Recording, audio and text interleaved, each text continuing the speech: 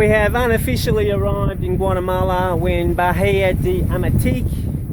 Rio Dulce entrance is about 11 miles that way. It's too late for us to get in today. We're going to hang around here. Not going to enter shore, we're not allowed to. Ask some questions by VHF to see where the channel is, because it apparently changes. Sometimes the mark is not there. Sometimes it is there. Sometimes we will go to that 100 yards to the south, north, God knows. So we'll find that out tomorrow. We're just going to tuck in behind here. Nice day sail, only 15 knots, very easy. Beautiful. And tomorrow we shall cross Rio Dulce's bar. That'll do it. With a bar depth somewhere between 5 and 7 feet and our 6-foot foredraft, it should be quite interesting. Servimar aquí en Embarcación Freedom. Estamos intentando entrar al Rio Dulce. ¿Nos puedes dar alguna información, por favor, cómo hacerlo?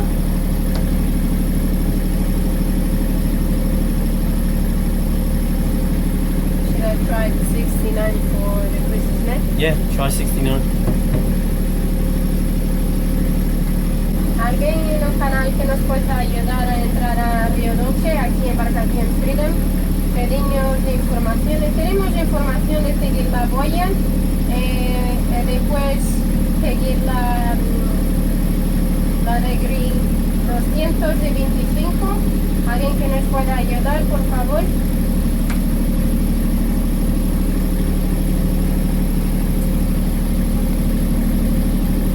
So you have no response? No. Not whatsoever, not even the Port Caption. Just like Belize. On channel 16, they don't answer, and then we had noticed that Raul apparently used to work for customs, and then he became an agent. That he would be someone that we could contact, and we've been trying to do that just to have set up a towing service, because we don't know if we actually going to be able to get in because of our draft. So just have that schedule just in case. But no one answers, so we can actually schedule something if we get stuck. So we don't know what we're going to do. So the situation with the bar in the Rio, it's not a dangerous bar, it's just a bit shallow for deep drafted vessels. From the information we've got, it's somewhere between 5'6" and 6 foot depth in the channel, mean low watermark. So what we've got is we've got a 3/4 tide of a foot, so we've got an extra 9 inches. And also we've got the nor'easter behind us, which the locals have told us will give you an extra foot because it piles up on the bar over the fetch. So we're doing everything right. By those calculations, we should have plenty. We're just past the sea buoy. It's not in the spot where it's supposed to be from September last year, but that's okay. We're down to 7 feet. That's okay. Alright, don't worry about that. It's all good. This boat they're using here, they came, did a close-up, went around probably to check the name of our boat, and then said, follow us. They're after some money, obviously. Probably they heard our call on the radio, so that we wanted some information to get in the river, so they came, and we'll see what happens next. Well, almost through. Shallowest we got was 0.6. That's not too bad. Now we're up to 3. That's beneath the Kia. So that's not too bad. We're going closer to the shore than I would have gone. Just trying to find any depth whatsoever, just by trial and error. Here you're going left, here you're going right.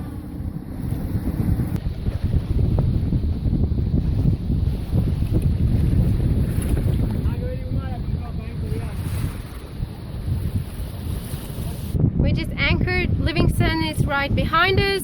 We don't know how we're gonna get to land because it's super choppy and a lot of wind. We may have to ask for a ride in one of these fishermen so we can clear in.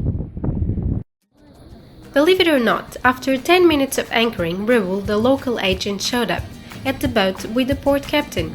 Presented with this situation, we decided to hire his services.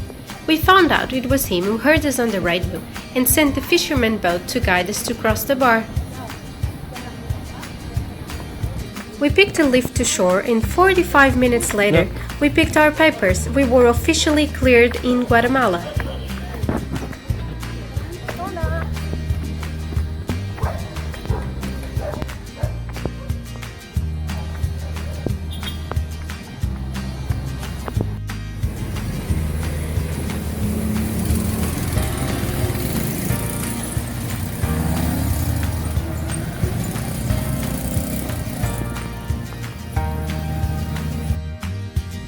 This is our morning view. The day before was already too late to go up the river, so we chose to anchor in a more sheltered area for the night.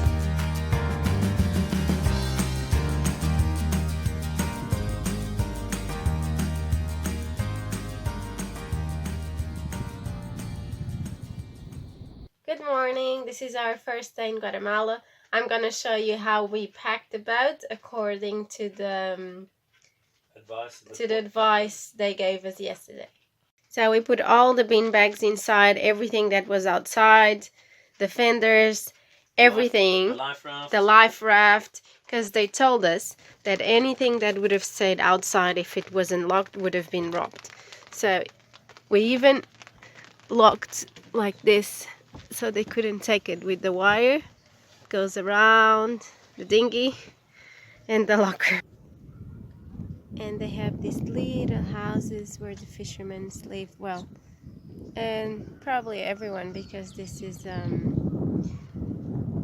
town, a village in the sea. There's no roads to here, so everyone has their own their own dock with boats. Yesterday night before we went to bed, we saw some canoes around. They were checking up on us, so I was a bit worried. So it was quite late, around between midday and 2. I came out to make some midnight yeah, to do some surveillance and I stayed here on watch with lights down, and I could see a canoe was approaching us, and he noticed that I was here, so then he went back and he was making sign lights with the other finger dock, and they were like communicating with each other to see how they could come or not. But I stayed up for quite a while, and then I think they quit, because now this morning that we checked, nothing was stolen, but they probably came up to check things here and saw they had the wire cable and they actually couldn't take anything. But they're checking on us. Yeah, I agree with you, Margarita. They didn't take the dinghy because it had a chain and lock on it. The fact that it couldn't keep air to save its life, and the fact that if they did steal it, they would have probably drowned getting it to shore, had nothing to do with it. We finally start to make our way through the river.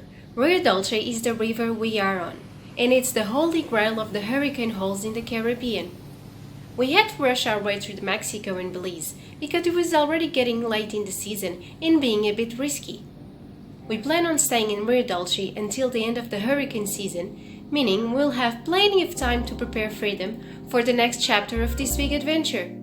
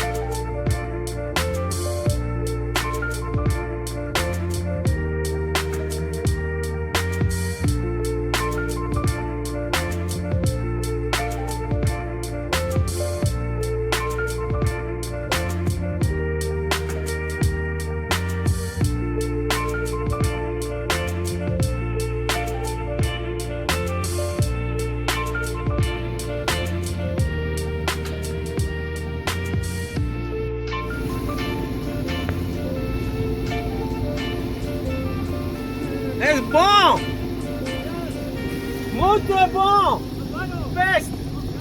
Grande!